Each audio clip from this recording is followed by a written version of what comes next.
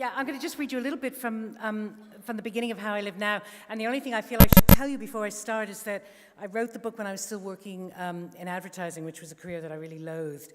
And the very first chapter, very, very short, my chapters are really short, I wrote on the back of a checkbook on a bus on the way home from work one day. And the only thing that would make me happier tonight is if this whole audience was full of advertising people who were saying, I wish we got to do what she does for a living. So here we go. My name is Elizabeth, but no one ever calls me that. My father took one look at me when I was born and must have thought I had the face of someone dignified and sad, like an old-fashioned queen or a dead person. But what I turned out like is plain, not much there to notice. Even my life so far has been plain, more Daisy than Elizabeth from the word go. But the summer I went to England to stay with my cousins, everything changed. Part of that was because of the war, which supposedly changed lots of things. But I can't remember much about life before the war anyway, so it doesn't count in this book. Mostly everything changed because of Edmund, and so here's what happened.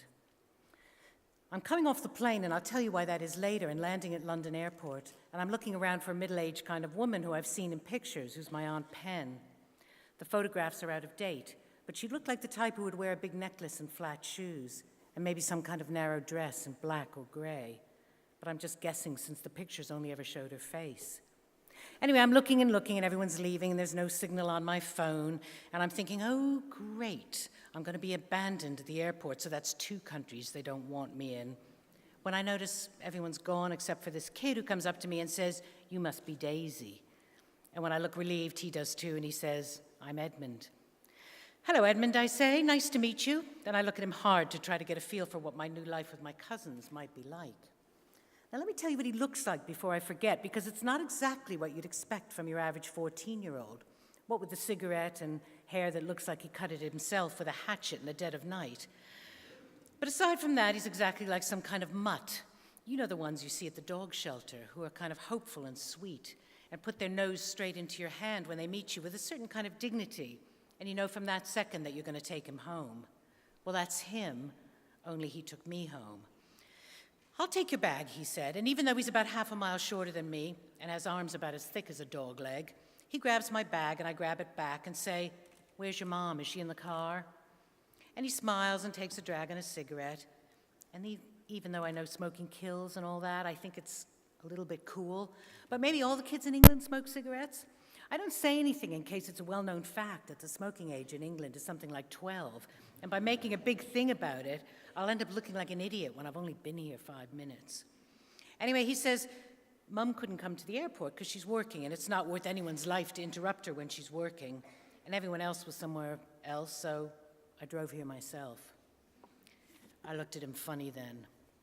You drove here yourself? You drove here yourself? Yeah, well, and I'm the Duchess of Panama's private secretary.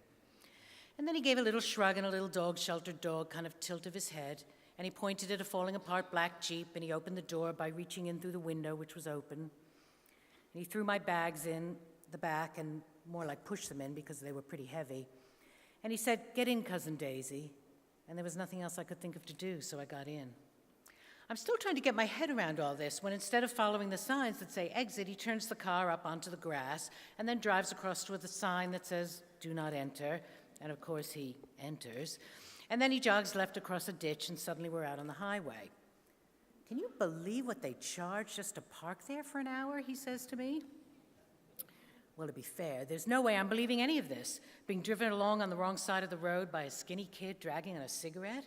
And let's face it, who wouldn't be thinking what a weird place England is? And then he looked at me again in his funny doggy way, and he said, you'll get used to it. Which was strange, too, because I hadn't said anything out loud. That's it. Thank you.